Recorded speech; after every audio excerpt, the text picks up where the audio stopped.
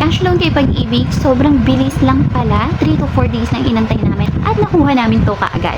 For today's video, gagawa tayo ng tutorial paano mag-process ng cash loan or multi-purpose loan kay Pag-ibig this 2025. Kaya kung interesado kang malaman yung mga proseso this 2025 para maka-avail ng 90% cash loan kay Pag-ibig, panoorin mo lang ng buo ang video tutorial na to. So, ayun guys, bali yung mister ko, yung nag-process ng cash loan or multi-purpose loan sa Pag-ibig. Unang-una, maaga siyang pumunta sa Robinsons branch malapit dito sa amin. Maigi ay 6 AM ay nandoon na kayo para pumila at makakuha ng inyong slots. Take note guys, 50 slot per day lang yung inaalaw nila dito sa Robinsons Imos. I don't know lang guys sa ibang Robinsons branch kung ilan yung inaalaw nila. Pero dito kasi sa Robinsons Imos, so yung nagpa-process ng mga cash loan dito kay Pag-ibig, ng mga loan kay Pag-ibig ay 50 slots lang yung inaalaw nila per day. Kaya kinakailangan talaga ay agahan po ninyong pumunta.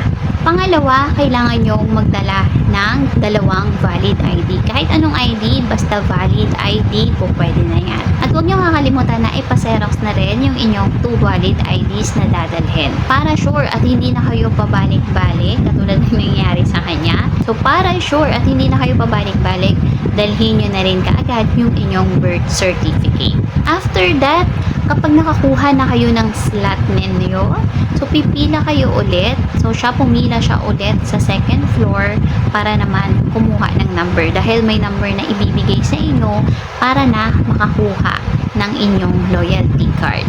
Another pila na naman po yon, yes, para sa loyalty card. Once na meron na kayong number, ay antayin nyo na lang na matawag ang inyong numero.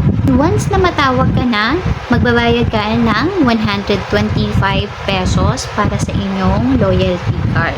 Antayin mo lang na matawag ka, magpa-picture, and after mo magpa-picture, within the day, ay makukuha mo na din kaagad yung iyong loyalty card.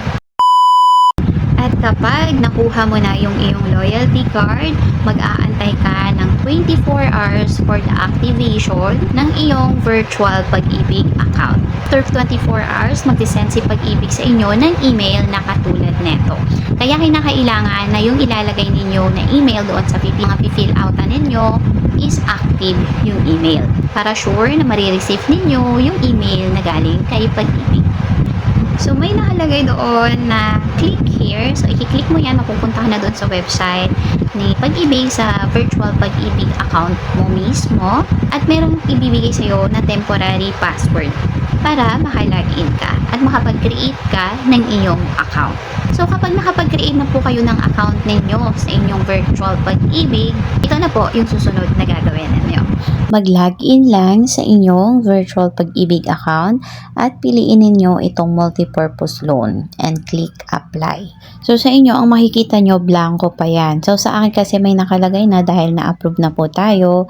So kapag po yan ang nakita ninyo and blank pa yan, i-click nyo lang yung apply now. Then pag na-click nyo yung apply now, ma-instruction naman yan na ibibigay sa inyo si Pag-ibig dyan, and malalaman nyo rin kung ilan or magkano yung po pwede ninyong ma-loan. Ang maximum na kasi ngayon is 90% ng inyong savings po pwede na kayong makapag-cash loan o makahiram dito sa multi-purpose loan kay Pag-ibig. Then sa loan term naman, pipili lang kayo kung anong prefer ninyo. 1 year, 2 years, or 3 years ninyo kayang bayaran yung inyong cash loan. Then kapag lahat na fill out ninyo, ang lalabas lang dyan sa status ninyo ay pending pa. So antay-antayin nyo lang kasi sa amin, umabot lang kami ng 3 to 4 days yung pag-aantay namin na release na yung aming loan. Kapag ang nakalagay sa status ay certified with employer, meaning po is for approval na yan. 1 or 2 days or anytime marirelease na or ma-approve na yung inyong loan. May marireceive kayo na ganito. text from Pag-ibig na approve na yung inyong short-term loan. Nakalagay din dyan yung monthly na babayaran ninyo para sa loan at kung kailan or yung schedule na magsisimula nyo itong bayaran. So, ayun lang mga ma'am sir. I hope nakatulong po sa inyo yung video na to. And if you think na nakatulong, please like and subscribe. At i-hit nyo na rin po yung notification bell natin para lagi po kayong updated sa ating mga bagong videos. So, yun lang guys. Have a nice day. Thank you for watching and see you in my next video. Bye po!